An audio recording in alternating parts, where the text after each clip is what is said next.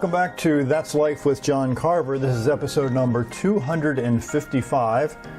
I'm calling this episode A Reason or an Excuse. A Reason or an Excuse. I've learned over the years that a lot of people who don't achieve a life that they really want sometimes boils down to two things: a reason or an excuse. You might be able to relate. Most people tell themselves a story that might or might not be true. They repeat in their minds what others may have told them when they were kids. They repeat in their minds sometimes how many times they failed when they attempted to reach certain goals. They also repeat in their mind that they're not good enough or too weak or not smart enough. These people in their minds are the reasons why they can't do what they really desire to do in their lives.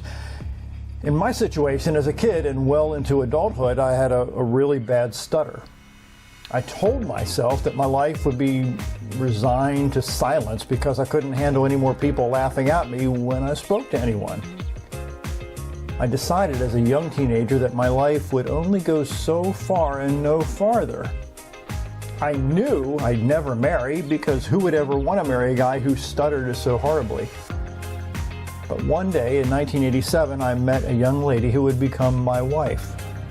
Her name is Tammy. She loved me, stuttering and all. Your reasons for not achieving what you really want in life can be overcome most of the time. Once your reasons that can be overcome most of the time become cemented into the core of your being, they become excuses. You see, excuses are deadly. Excuses build walls in people's minds and lives, and once I started doing research on all the people who achieved some sort of success while having serious personal struggles, it blew my mind and gave me a model to follow. In my life, starting in my early 20s, I began a habit that would force me to do what was most uncomfortable, so my reasons didn't morph into any more excuses. Let me explain. One of my earliest mentors is Brian Tracy. In his book, No Excuses, The Power of Self-Discipline, he wrote, quote, "Discipline is what you must have to resist the lure of excuses. If it's to be, it's up to me." Let me share it again. Discipline is what you must have to resist the lure of excuses. If it's to be, it's up to me, unquote. Over time, I had to stop blaming the bullies that were in my school. I had to stop blaming all the people who laughed at me when I stuttered. I had to stop believing that I would not be able to impact many people's lives in a positive way. Discipline for every successful person has been the backbone of them achieving some level of success in their lives.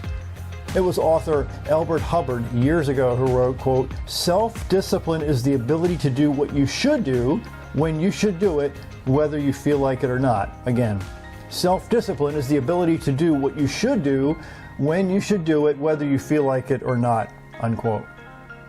Did you catch the last few words of that quote?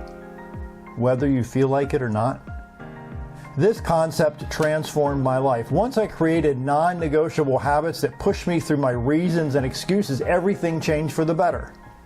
Then, the daily habits and the systems that I built into my life that you can build into your life will determine if you'll live an amazing life or a mediocre life. When you stop believing that you're a victim and start believing you're a victor, everything changes for the better. So there's a consistent pattern throughout all the lives of the people who've achieved some level of success. That pattern is persistence and consistency. They just refuse to quit. Design your life. It's not too late. No more excuses. My name's John Carver. Thanks for watching.